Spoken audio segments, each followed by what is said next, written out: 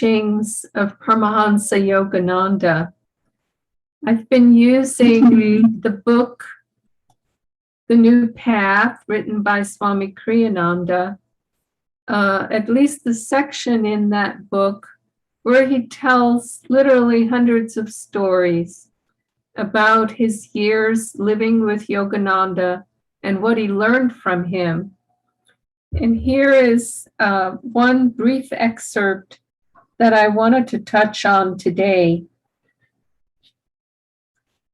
Finally, Master gave us this invaluable suggestion, quote, "Never go to bed at night until you have convinced your mind that this world is God's dream." And this is such an important piece of advice. You know, the realities that we deal with day to day, these physical bodies of ours, this karma that we're in this moment, the personality, the relationships and friendships and enemies and workplace scenarios and all of these different things, parenting, grandparenting, you name it. They are so mesmerizing in the moment. We are so engaged as actors in the play of life, in playing this part that we have. In my case, I am Padma in this lifetime. That it's very difficult to detach ourselves from the creation in that way. They said in India, they have a saying that it's a blessing to see a body of someone who has died, to be present when they die, because it makes us aware of our own mortality, at least of these physical bodies. And it gives you pause. It makes us think. When people, if we haven't experienced this ourselves, and many have, but if we find out we have a serious illness or that somebody very dear and close to us has just passed away, for at least a little bit of time, we reorient how we look at things. We begin to reprioritize our lives. What is really important? And what is happening here in this moment?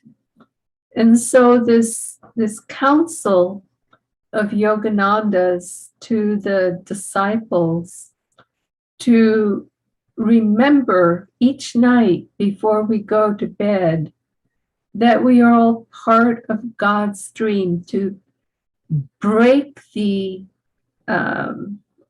stigma that the grip, that Maya, that delusion, the delusion that we are these bodies, that we are these personalities, when we are in reality spirit, when we are in reality aligned with the divine spark that resides not just only within us, but within every atom of creation. And so it's infused in us.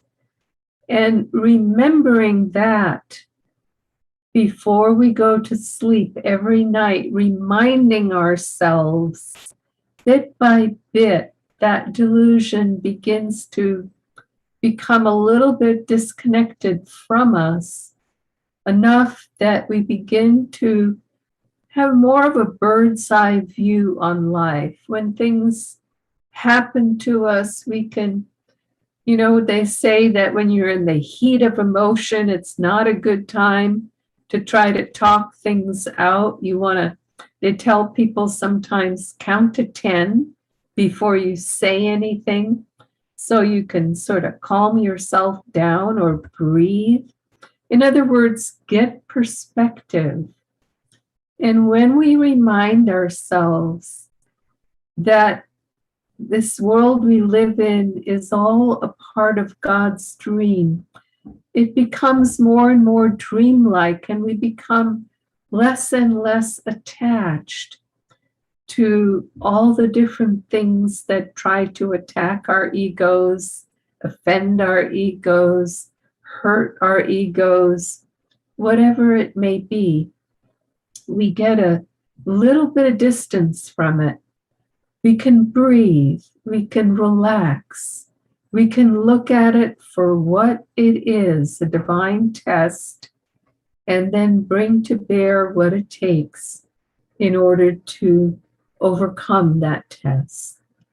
So joy to you, and we'll see you again on Monday. Blessings. Bye-bye now.